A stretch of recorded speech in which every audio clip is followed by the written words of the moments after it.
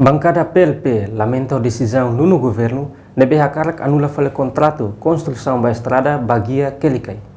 Deputada Maria Angelina Sarmento, atual chefe bancada PLP, o governo labele cancela a construção estrada direção Baguia Kelicai.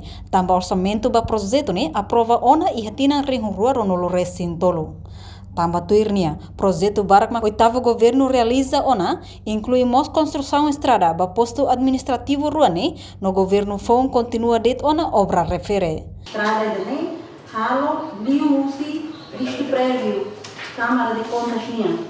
Nebe autoriza ona, com visto ona, kata, estrada nebe halo, e agora de não under construction.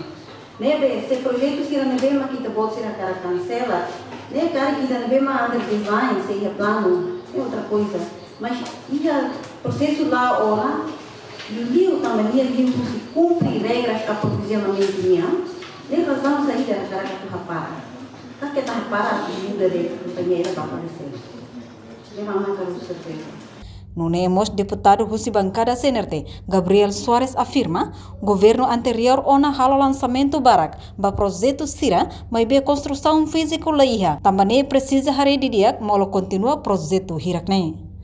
Obras públicas, mesmo foi tama, vai ver e harap ano coisa. Tu verifica didiak qual é o projeto sira bebenau. E projeto cancer deve lá udah dalu iha.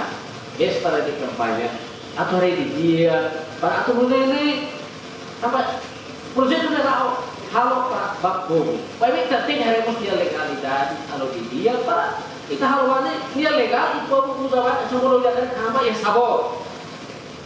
Selain kenal kode to itu ya nasi. Ini muslim.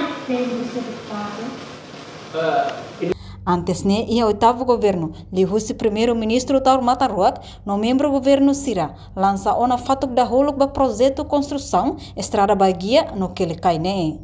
Email da Fátima Televisão Timor Post.